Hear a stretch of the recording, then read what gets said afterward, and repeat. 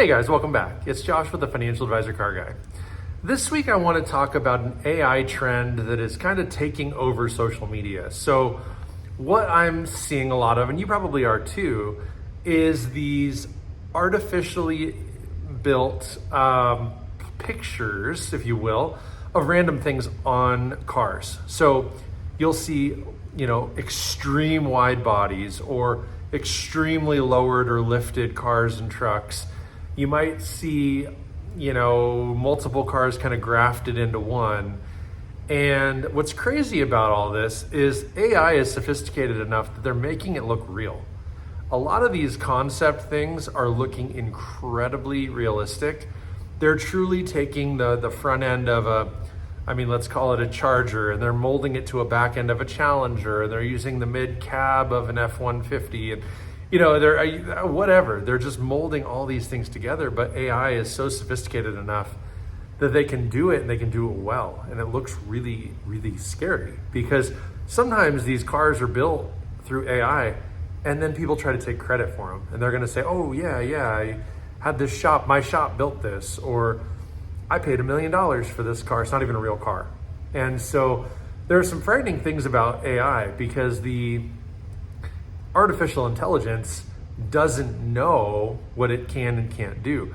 Someone might tell it, mesh or mold together a Chevy Silverado and a Ford F-150. And what that might do is it's gonna put the truck bed and the headlights, maybe, using the other maker's grille and cab. And, maybe it takes a combination of the side skirts and the running boards, if you will, and the wheels and tires, and maybe it's lifted, maybe it's not, whatever. But it doesn't know, it's just doing what you tell it to do. And it's interesting how some of these graphic generators can do that. And sometimes it's useful because if I want to, for example, if I wanted to lift my Audi R8, now I wouldn't do that, but let's say I wanted to, I could take a photograph of the car in a setting that I like, right? I could put a sand dune or something behind me or whatever. And I could tell the AI, lift the car, put 35s under it, give it, whatever suspension, chop the roof off of it or make it a targa top or something like that, right? It's gonna do it. And, depending upon how specific my instructions are, how high quality my photos are, all those things, the AI could actually produce a pretty legit looking product. And now all of a sudden I know exactly what the car would look like if I were to go that route. So maybe as a designer, I can see a lot of benefit to utilizing AI for that.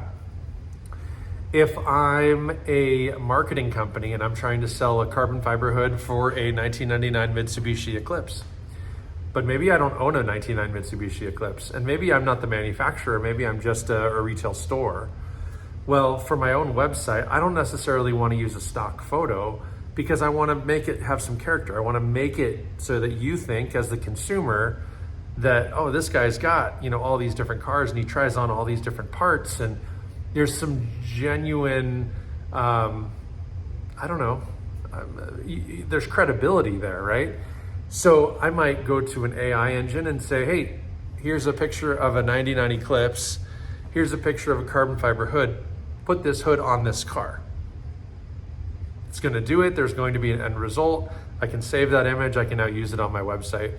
And maybe there's a disclaimer that says, this picture was manufactured by artificial intelligence or not. Doesn't matter. But the point is, I don't really have that car and I may not even really have that hood. Maybe I'm just a drop shipper. Maybe I have zero inventory and that hood is actually in an Amazon warehouse somewhere. And all I'm gonna do is tell Amazon to ship it where it needs to go when I sell one, right?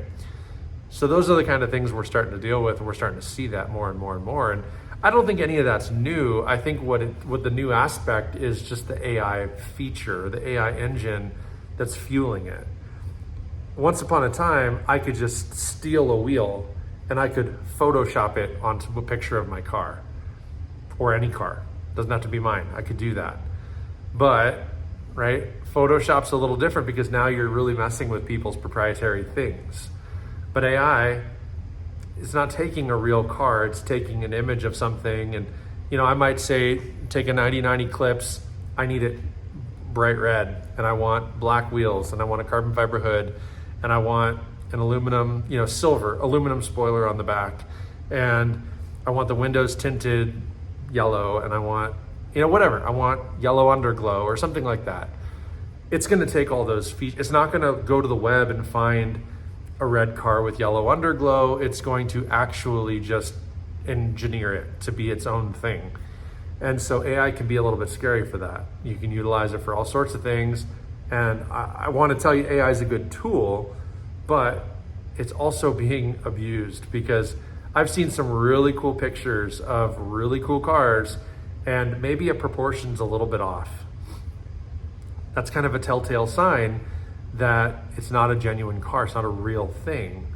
I've seen that on Facebook Marketplace, I've seen that on Craigslist, I've seen lots of memes and lots of car photos on Instagram, and not so much videos on TikTok, but still images in a real type of thing on TikTok. And I want to give you guys I can't really tell you whether or not it's AI or not, but I want you to have the awareness, just the wherewithal to know that there are a lot of false truths out there when it comes to graphics, when it comes to pictures of different cars and different things. And I could tell AI to put my 68 Mustang on the moon, and boom, now my 68 Mustang's on the moon. Is it really? No, but it might actually look like it. Who knows? So just be cautious, pay attention to that kind of stuff. One way you'll be able to tell is most often AI, they can't use logos. So if they're utilizing a Mustang, the horse may be a little bit blurred, or it may not be a horse at all. If it's utilizing a license plate, it's going to blur the state, and it's going to mix up the numbers and letters and make them look somewhat illegible. Those kind of things. My car wouldn't say GT500 KR on the side of it. It would likely say, LK239FZ. I don't know, something totally random. It's not going to be a real thing, but the graphic itself may look like a true photograph. So it's wild. I don't know. Have you guys ever worked with AI? If you do, what type of AI engine do you use, and what do you use it for? There's ChatGPT or whatever it is that will generate essays, they'll generate short stories, news articles, all sorts of things. You just give it a topic and say, go, and it does it for you. AI is an incredible tool, but we need to know the difference between what's true real life and what's artificial intelligence and essentially made up. So I just wanted to put this out there as kind of a, public service announcement, right? Just a PSA for you guys to pay attention when you're looking at cars online. I mean, you might think you're buying the coolest car in the world, and it's not. It might not be what it is represented. And maybe I'm blowing this out of proportion. Maybe this is not even a problem, and it's not going to be a problem.